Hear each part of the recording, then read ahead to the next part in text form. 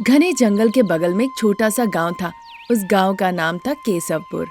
वहाँ गरीब सासू माँ शारदा और बहू रानी अनामिका रहा करती थी। वो दोनों ही बहुत चतुर थी। बदलते मौसम के साथ व्यापार करके वो अपना गुजारा करती थी। उनके पास एक छोटी सी जमीन थी। उनके पति प्रसाद और रमेश उसी जमीन पर खेती बाड़ी किया करते थे। एक दिन शाम के वक्त सासू माँ शारदा बरामदे में बैठी हुई थी। अरे बहू, सर्दियों का मौसम शुरू हो गया है, अब हम क्या करें? तो चलिए हम ठंड में आग लगाते हैं। मजाक लग रहा है? नहीं माँ जी, मैं सच कह रही हूँ। जब बाहर ठंड हो तो आग जलाने में क्या हर्ज है? अरे बुद्धिमान, मैं ठंड में आग लगाने की बात नहीं कर रही हूँ। जीविका चलाने के लिए क्या करेंगे वो पूछ रही हूँ। मैं बेवकूफ नहीं हूँ माँ जी, आप ही सोचिए और आप ही बताइए फिर। मैं काफी दिनों से सोच रही हूँ, पर मेरा ब्रेन काम ही नहीं कर रहा है बहू। मतलब आपका दिमाग भी बुद्धू है माँ जी। इस तरह सास बहू बात कर रही होती है।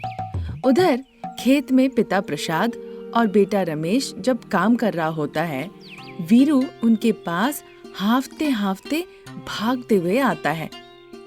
भाई साहब, वहाँ दिवाकर और गोविंद खेत में लड़ रहे हैं। क्या आप लोग एक बार आके उन्हें देख सकते हैं? क्या ऐसी बात है? चलो चलो वीरू। क्यों पिताजी, हमें क्या जरूरत है? उनकी लड़ाई के बीच में हम अपनी नाक घुसाए? दिवाकर और गोविंद की लड़ाई आज से नहीं है, कई सालों से है। उस बीच हमें घुसने की क्या जरूरत है? गलत बेटा, तुम गलत सोच रहे हो।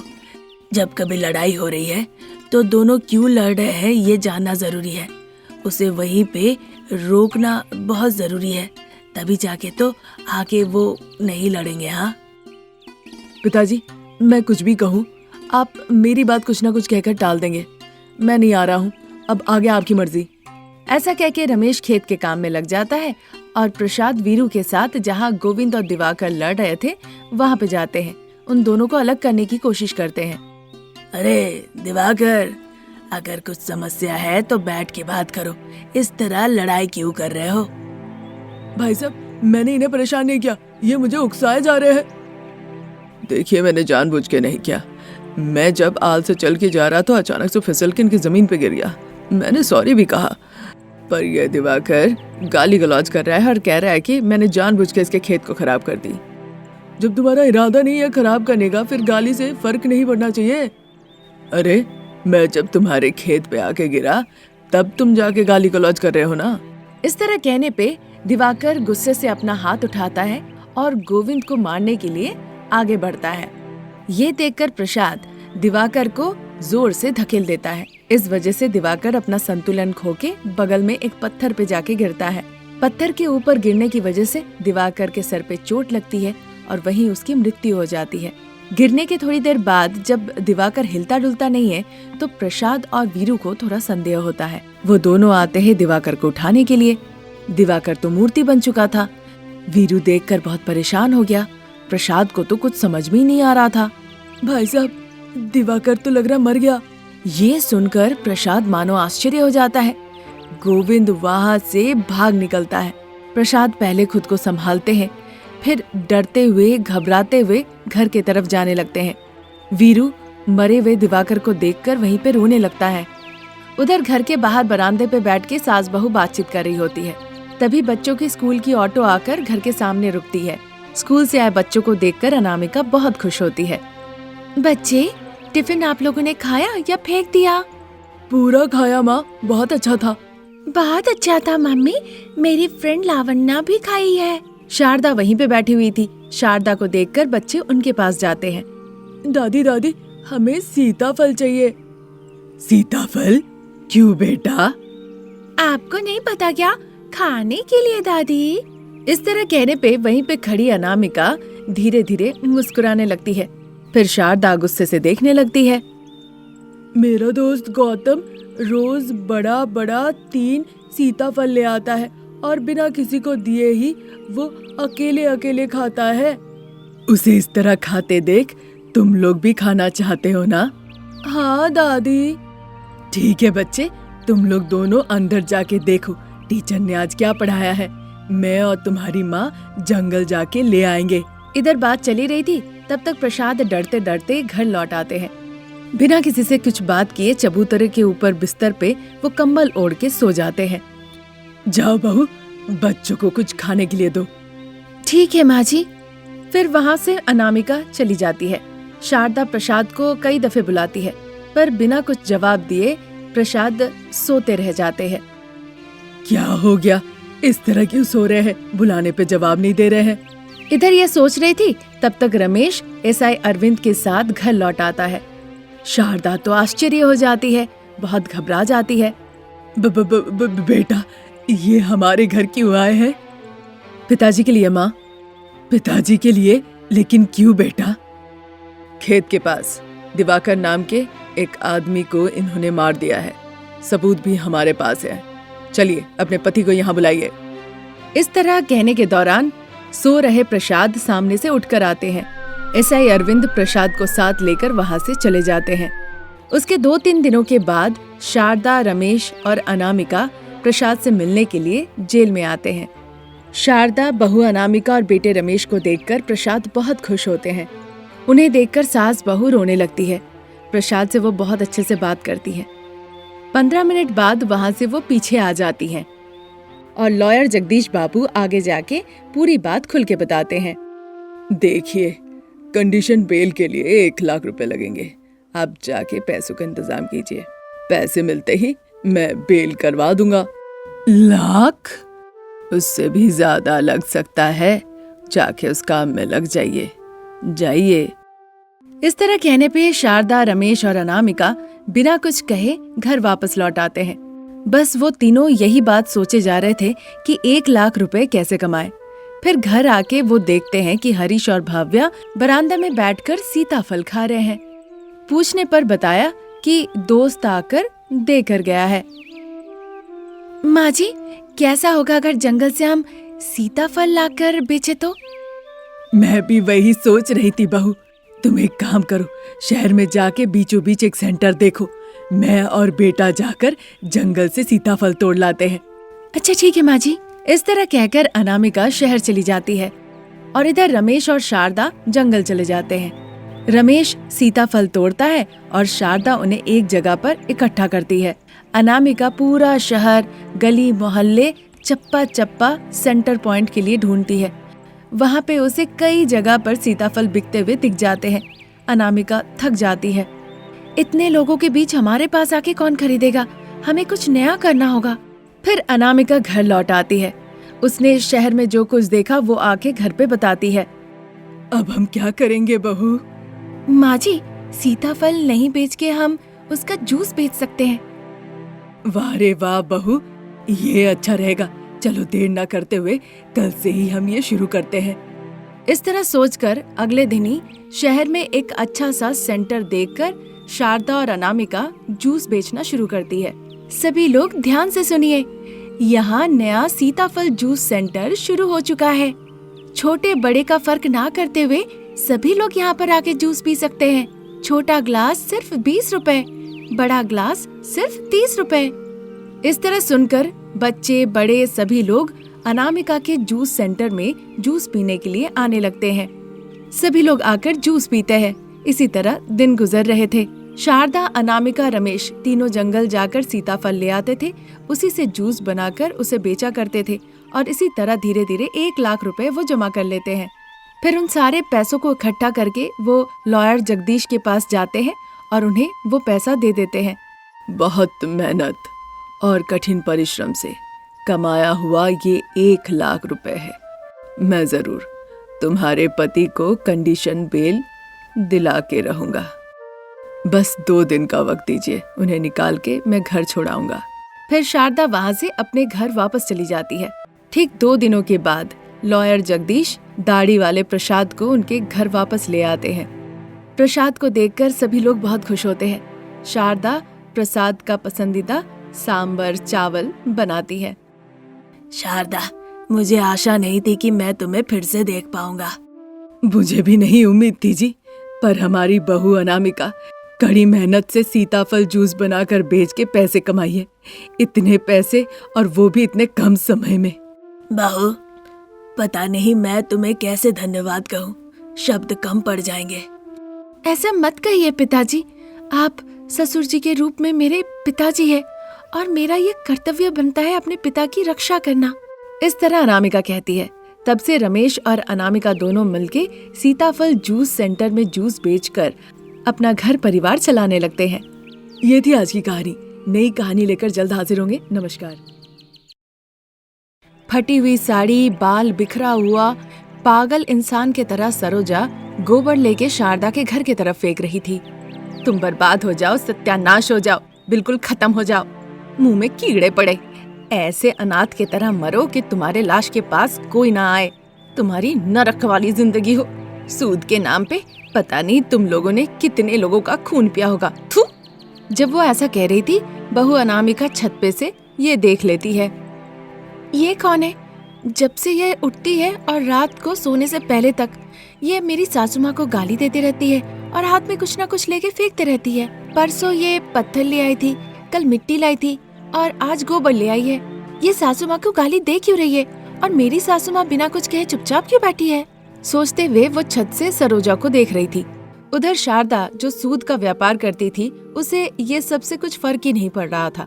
उस वक्त वो अपना अलमीरा खोल के पैसों के बंडल देख रही थी, साथ ही जमीन के कागजात जो कि गिरवी रखे गए थे वो देख रही थी।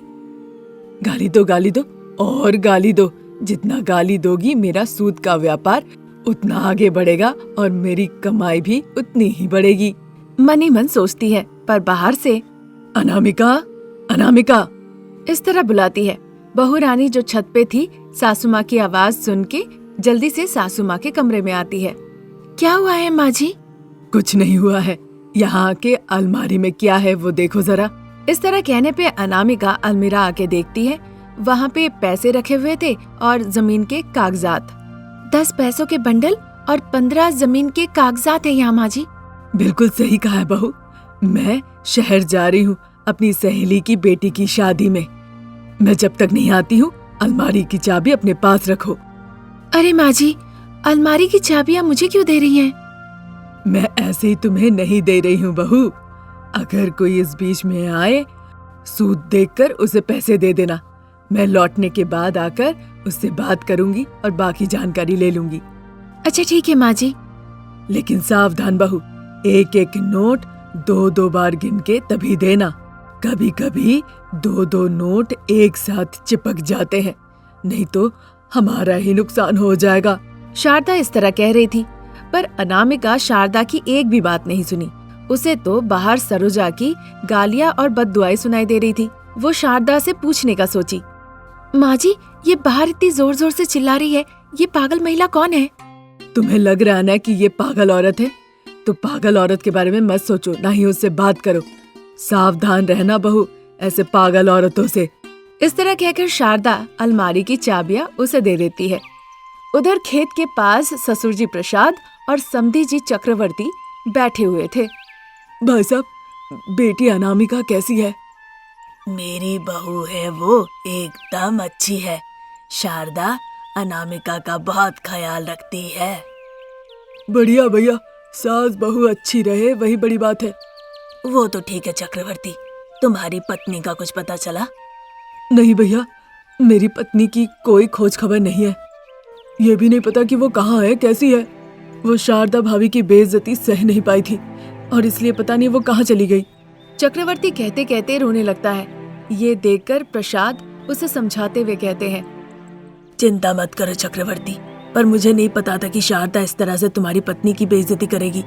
लेकिन अनामिका को इस बारे में कुछ भी पता नहीं चलना चाहिए। नहीं कहूँगा भाई साहब, ऐसी बातें कहकर परिवार को तोड़ने का काम मैं बिल्कुल नहीं करूँगा। हमारा समय तो नजदीक है भाई, अब उनकी जिंदगी क्यों बर्बाद करना। हाँ भाई साहब, आप अनामिका का ख्याल रखिए, मुझे कुछ काम है, चलता हूँ। कहकर चक्रवर्ती वहाँ से चला जाता है। उधर विमला जो सूद में पैसे ली थी, वो शारदा के घर जाती है। क्या बात है विमला चाची? मैं सूद के पैसे देने आई हूँ, ये पैसे ले लो और किताब में लिख लो। इस तरह कहने पे अनामिका अलमारी के पास जाती है। अलमारी खोलते ही वो किताब ढूंढने लगती है। इसी दौरान कुछ जायदाद के कागजात नीचे गिर जाते हैं। उनमें उसे अपने पिताजी के जायदाद के कागजात दिख गए। उन्हें हाथ में लेकर वो थोड़ी आश्चर्य होती है। ये क्या, पिताजी के कागजात सासू माँ के पास कैसे? मतलब पिताजी ने जमीन के कागजात सासू माँ के पास मॉर्गेज रख के उधार में पैसे लिए थे। इस तरह सोचते हुए वो कागजात लेकर बाहर निकल आती है। बिमला सामने खड़ी थी। मुझे कोई किताब नहीं मिला चाची, मुझे याद रहेगा, पैसे देके आप चाहिए। मुझे गलत मत समझना, तुम अपनी सासू माँ को नहीं जानती हो। वो किसी अपने दूर के रिश्तेदार के भैया भाभी को पैसे दी थी इंटरेस्ट में। बेचारी वो भाभी आके पैसे चुका के जाती थी। विमला इस तरह कहने लगती है। अनामिका बड़े ध्यान से सुनती है। शारदा कभी लिखी नहीं, वो पैसों के लिए बात पलट दी, उसे मारी पीटी, गाली गलौज की। वो महिला अब तो पागल हो गई है। विमला जब ये सब बातें कह रही थी तब अनामिका को उसके घर के सामने आके चिल्लाने वाली सरोजा याद आती है। वो भागते हुए गेट के पास आके देखने लगती है। उसे सरोजा चीखते चिल्लाते हुए जाते हुए दिखती है। अनामिका सरोजा के पास जाती है, फिर उसे विमला के पास ले आती है। विमला उसे देखते ही पहचान जाती है। तब जाके अनामिका को पूरी कहानी समझ में आती है। सासू माँ, आपने एक बार भी ये नहीं सोचा कि ये आपके अपने रिश्तेदार है? सूद के पैसे के लिए आपने सभी को ठगा। अब देखिए मैं आपको कैसे सबक सिखाती हूँ। इसी घर में मैं आपको नौकरानी बना के रखूंगी। इस तरह सोचती है, फिर बिमला को वहाँ से भेज देती है। वो सरोजा को अपने साथ घर ले आती है। थोड़ी देर बाद सरोजा को अच्छे से तैयार करके वो उसे लेकर हॉल में आती है। पिताजी चक्रवर्ती को वो फोन लगाती है। प्रसाद और चक्रवर्ती घर लौट आते हैं। वहाँ सरोजा को देखकर चक्रवर्ती और प्रसाद दोनों बहुत खुश होते हैं। प्रसाद अपने आंसू पोंछते हुए, इतने दिनों बाद तुम अपने माँ पिताजी को एक की हो, अब अपनी सास को सबक सिखाओ। जरूर सिखाऊंगी पिताजी, माँ जी को आने दीजिए, फिर देखिए। चक्रवर्ती और सरोजा दोनों वहाँ से चले जाते हैं। अंधेरा होते होते शारदा भी घर लौट आती है। उसके आने के बावजूद अनामिका सोफे पर बैठी रही और लगातार टीवी देखती रही। बहू, मैं आ गई हूँ। तो मैं क्या करूँ माँ जी? नई बहू की तरह आरती दिखा के घर में लाऊं क्या? वो बात नहीं है बहू, बहुत सर दर्द हो रहा है, गर्मा गर्म चाय ला दो। मेरे लिए भी ले आइएगा, मुझे भी बड़ा सर दर्द हो रहा है। इतना अहंकार हो गया है कि तुम अपनी सास को कह रही हो कि चाय ले आने के लिए। सास है तो क्या इंसान नहीं, कोई जंगली सुअर है क्या? सुन के शारदा को बड़ा गुस्सा आता है। वो अपना हाथ उठाती है, तभी अनामिका अलमारी की चाबियां दिखाती है। अगर ये चाहिए तो आपको काम करना पड़ेगा, नहीं तो मैं नहीं देने वाली। इस तरह कहने पे सासू माँ समझ जाती है कि बहू रानी उसके साथ खिलवाड़ कर रही है। फिर बिना कुछ कहे वो जाके चाय बनाती है। चाय बना के वो अपने और बहू के लिए लेकर आती है। माँ जी, मुझे चिकन खाना है, लाकर उसे जल्दी से पकाइए, कहकर फिर वो अलमारी की चाबियां दिखाती है। अब चूंकि और कोई चारा नहीं था, इसीलिए शारदा चिकन शॉप में जाती है। फिर चिकन लेके घर पे आके उसे पकाती है। रात के करीबन जब 8 बज रहे थे, अनामिका, प्रसाद, रमेश तीनों डाइनिंग टेबल पे बैठे हुए थे। शारदा जो पकाई थी उसे ले आकर टेबल के ऊपर रखती है। अनामिका, माँ अकेले काम कर रही है, तुम मदद तो कर सकती हो ना? मैंने मदद के लिए पूछा था, माँ ने मना कर दिया। अनामिका कहते हुए शारदा को देखती है।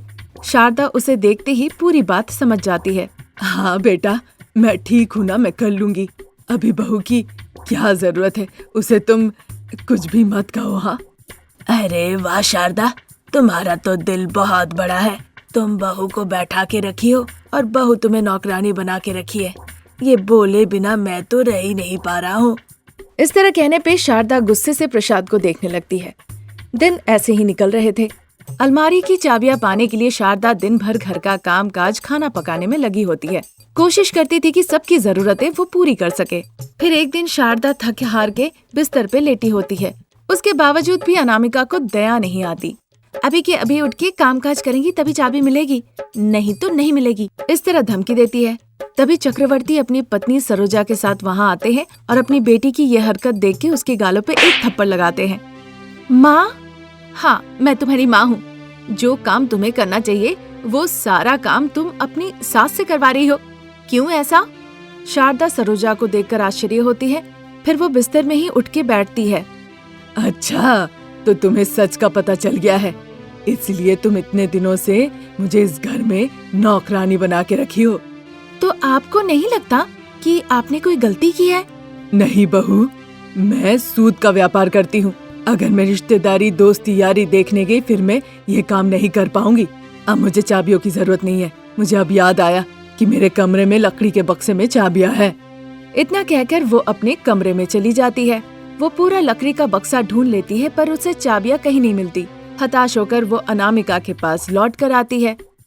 क्यों, वहाँ की चाबियां भी गुम हो गई माँ जी?